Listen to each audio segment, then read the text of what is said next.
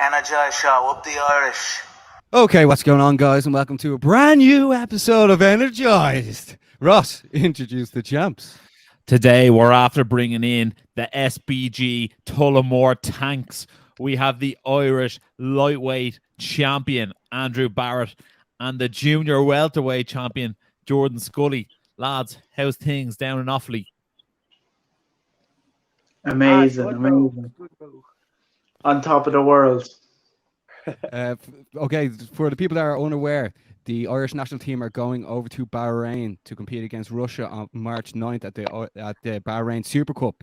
We were just speaking off air, and Andrew said that the two lads made the newspaper after winning the Irish national title. So, Andrew, like, how good was that when you saw your name in the newspaper? Yeah, it's an incredible feeling. You always think you're only going to get recognition from your own small niche group, which always feels good itself, but you don't generally feel like the general public are going to pick up what you're doing. But I think, especially being in a small town like Tullamore, it's a big achievement for some of us to be doing so well on the Irish scene. So no, it's an incredible feeling. Yeah, Ross, they're one step closer to getting the keys to the town.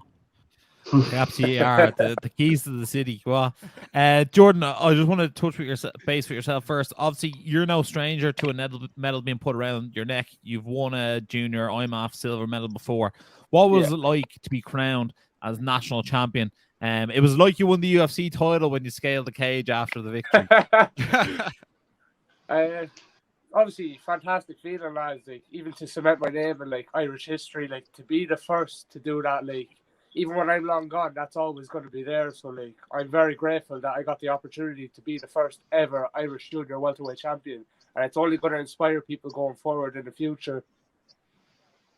Absolutely, and Andrew, you're the first man to ever go the whole 9 yards. You fought quarterfinal, semi-final, and final, and got crowned lightweight champion. What was that like? As you described it, 27 minutes of hell. That should be a T-shirt, by the way. It was an incredible feeling. If you notice, after every single win, I did not get excited. I did not jump up and down. I stayed calm, stayed relaxed, because until the 27 minutes were up, my job wasn't done. And it was honestly an honor to step in with Solomon. Solomon's one of those people I've wanted to fight for so long.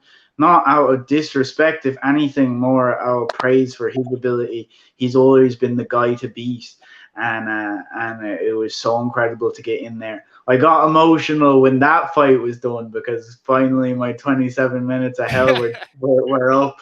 But until I knew I had gold, I didn't want to say anything. I didn't want to show emotion. All I wanted to do was get my work done, cut through the competition, and take what's mine. And Jordan, what was it like seeing Andrew get his hand raised after fighting 3 times in 3 days? Like, honestly, like it's just incredible, like, because he had the hardest route to go, and like not many people can say they fought 3 times in the space of 3 days and won every round. Like, it's just incredible, to be honest. Like, even to beat like the top lightweight in Ireland, like, goes to show how far he's coming along. Like, I know we have to give a shout out to the third man in the 3-pack, Ronan Deegan, as well. What were the car journeys up and back to Tullamore like each day? What was being discussed? Well, Jordy was deep in sleep in his bed because he was being a lazy shit. but the rest of us were hard at work. The first day, because I managed to secure my win without taking any shots, I think it was very relaxed. It was very easy going. We had to get up early, but I had my body prepared for getting up early long before that point. After the second day, though, coming up for that last day, that was tense.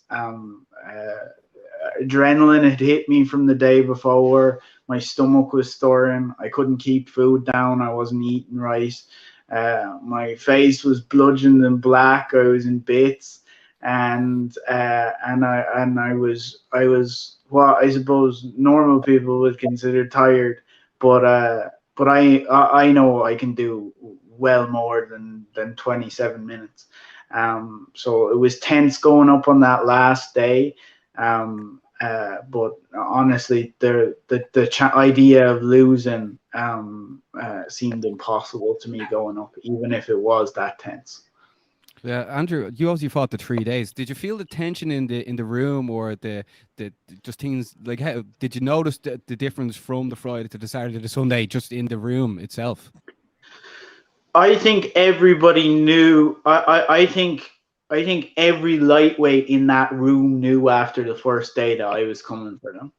I think I sent that message very perfectly clear from the very start. And, you know, there's people when you're warming up that are watching you, and they're watching you because they think they know they're going to be competing against you. They know they're going to be jumping in there. And maybe in the past, I would have been like, oh, no, he'll know my game plan. He'll know what I'm going to do. When they were watching me, I was like, take a look at it. You're not going to be able to do anything about it. When you're in there, it's a different kettle of fish. I feel that you can know what I'm doing. You can know every move I'm going for. But when I get in there, you won't be able to do anything to stop it. So I feel the tension was not on me. The tension was on everybody else. Everybody was watching this grappler cut through and out wrestle everybody. And then on the very last day, I got to surprise everybody and show them I was a striker as well. Yeah, it was unbelievable. I was asked in the pre-show on the Sunday. I was actually asked on the Friday and on the Sunday what I sort of thought which way the fights would go in the lightweight division. I look no further than yourself or Solomon.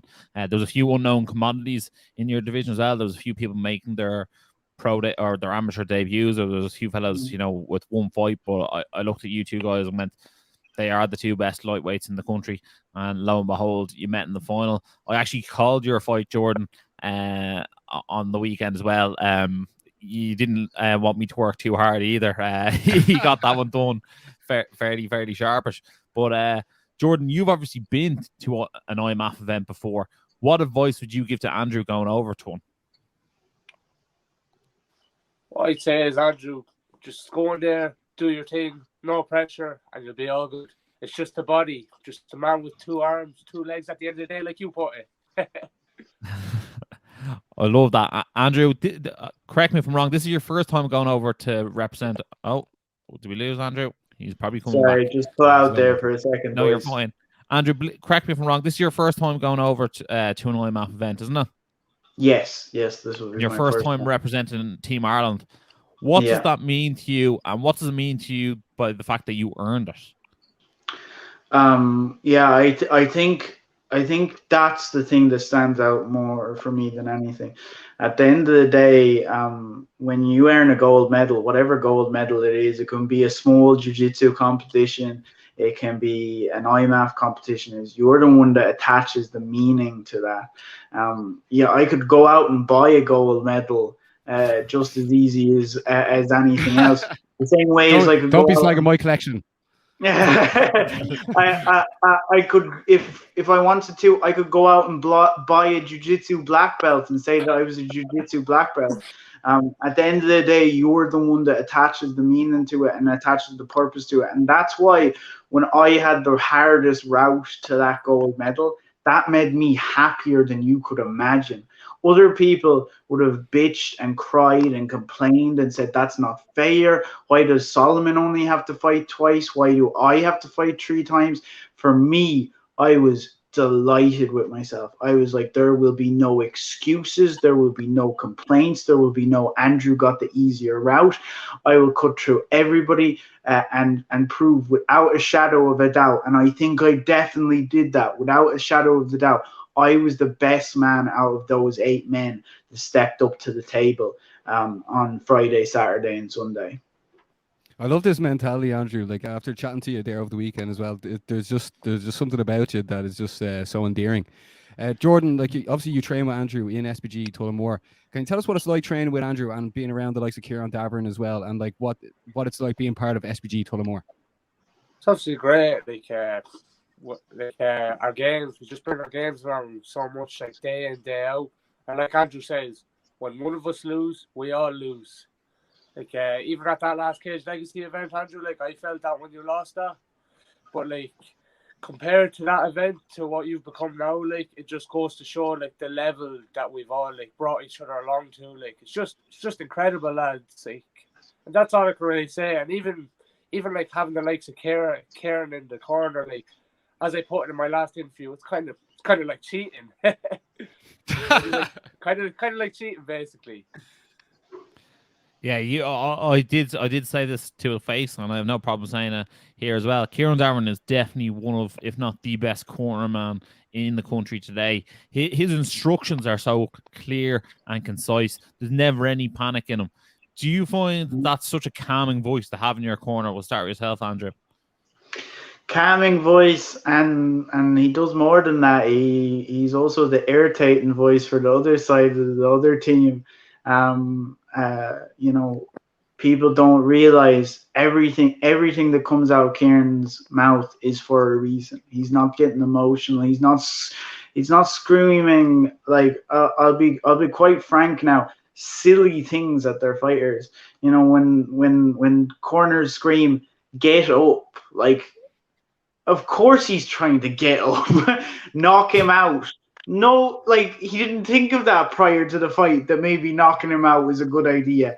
Go for a submission. These are all ridiculous instructions. When you hear Kieran instruct something, it is to the point, explains exactly what we're doing, and quite often uses code words that only our team would understand. But everything is there for a purpose. Everything is there for a reason. I think that was me shouting, "Knock him out." Well, it's all right when a fan does it. It's all right when the media does it. When your own coach does it, it's a bit much. I didn't mean to laugh at my own joke that much. If you are new to the show, make sure to like and subscribe, as we will be promoting the Irish team in the build-up to the 9th of March, and that's why it's brilliant to have the two SBG Tullamore lads on. Oh no, obviously Jordan isn't going this time, but he's a wealth of experience, having gone last time and picked up silver. Ross, it's always great to have the lads on, isn't it? Yeah, especially big shout out as well to SBG Tullamore. One thing I will say is like the ethos in that gym seems absolutely brilliant. Every person you meet out of SBG Tullamore seems to be a lovely person, and I suppose that's a credit to Kieran Davern and the team he has there. So shout out to the lads there. Andrew, obviously you did your 27 minutes of hell. You're going to Bahrain. You seem to have quite a different, unique, but brilliant mindset when it comes to the fight game. What do you think you'll bring to the team over there, and not just your own individual performance? I think the biggest thing, and the thing that I think lacks from the team the most, and I don't want to paint everybody with the same brush and say that everybody is bringing this energy, but I think a lot of Irish fighters have a fear and add almost like something magical about the Russians. They live in terror of them, like they're not human, and they are most certainly human. Every one of them has flaws. There's nothing special about these guys.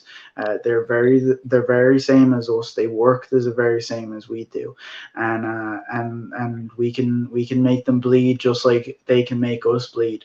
I think the biggest difference between me and most people who compete with the Russians, and I don't just mean Ireland, is that I haven't lost before the fight has started. I am going in to be a dog in there. Maybe they do come out. Maybe they're incredible. Maybe they are trained well enough to beat me. But my God, they will have to rip that gold medal out of my hands. I'm not going to give it or hand it over to them just because I'm afraid or scared of what they could do. I well believe it. Jordan, what's it like training with that animal in the gym every day? Sure. Carrie says just get mauled every day and then maul it back. Isn't that right? Exactly. Every day of training, with us is competitive, like you wouldn't believe. We get up in the morning, and honestly, I can say this without a shadow of a doubt. When I get up and I know that Ronan and Jordan are going to be in training, I am terrified. I am terrified of the prospect that they are going to steal rounds from me, that they're going to drag and make me work in ways that I most certainly do not want to work. If I could get the easy route out, I would look for the easy route out. But when we show up on those days, we fight tooth and nail to win every single round. When one of us takes a round from another person, that other person spends the entire week obsessing about how that person took that round from them.